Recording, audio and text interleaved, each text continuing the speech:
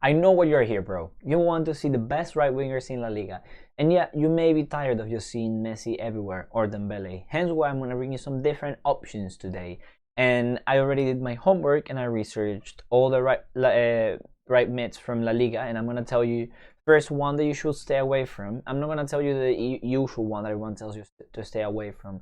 And then we're going to go from the best cheap to the best expensive. So let's first take the one that's you should stay away from it. It's Moreno. And I have seen some of you guys actually have this card. I don't know what you put him as your right wing. Maybe you want to change him into make him your striker because he has the high finishing and position and finishing.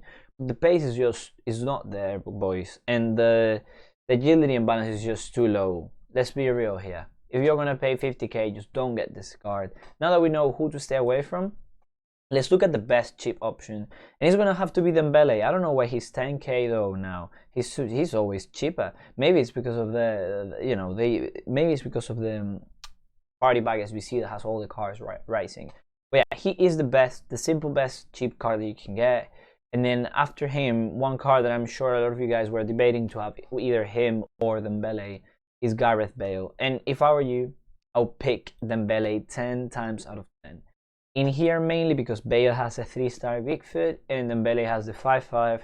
If you were wondering one of both, just get Dembele. I know he does have less shooting, but he will prove, like his 5-star weak foot will prove beneficial this year. That's so important. Plus the agility and balance combination on our friend Dembele is way better.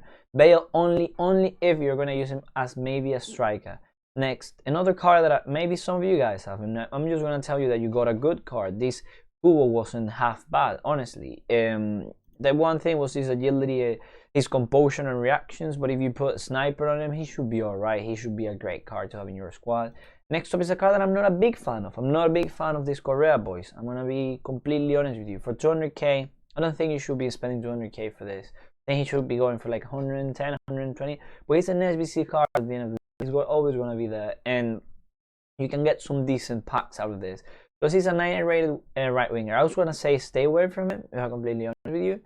But then after looking at the card, looking at the positioning, the finishing, the passing, and the dribbling, I think he's actually worth it. And I mean, if you're looking, if you say, oh yeah, I'm tired of my Dembele, I want a different card, great. Then switch from your Dembele to your Correa. And then after you get Correa, these are the two cards that I will.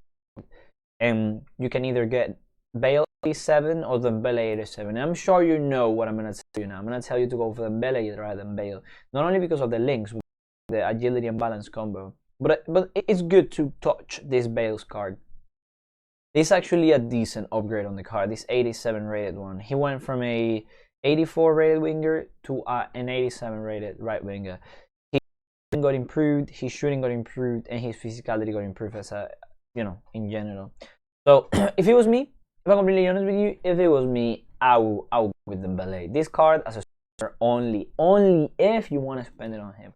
But I'll go with Dembele. Dembele with the pace, the dribbling, everything, bros. It's just great. This card is just unreal. If I had enough coins, I would definitely upgrade to this card. But I spend them all in the party bag SBC, so I don't have anything. We have Rodrigo. Rodrigo goes for 730k, and he's definitely an upgrade on that Bale. He has the 4-3 though. That's another thing. That's what I still prefer Dembele over this Rodrigo, just because of that weak foot.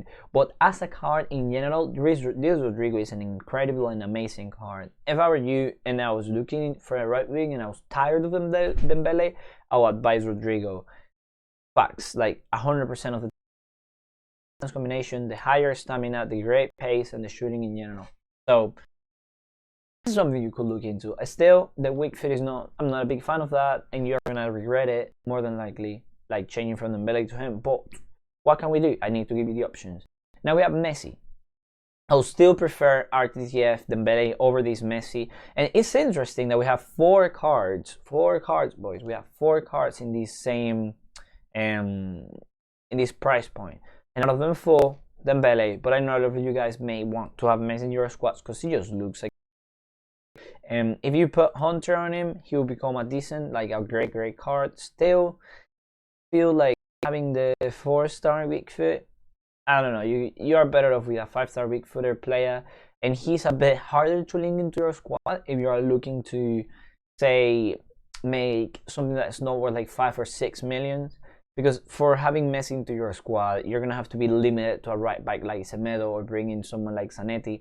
Whereas if you have Dembele, I'm sure you're gonna find a way to bring some French cards to your team. That'll make it worthwhile and easy.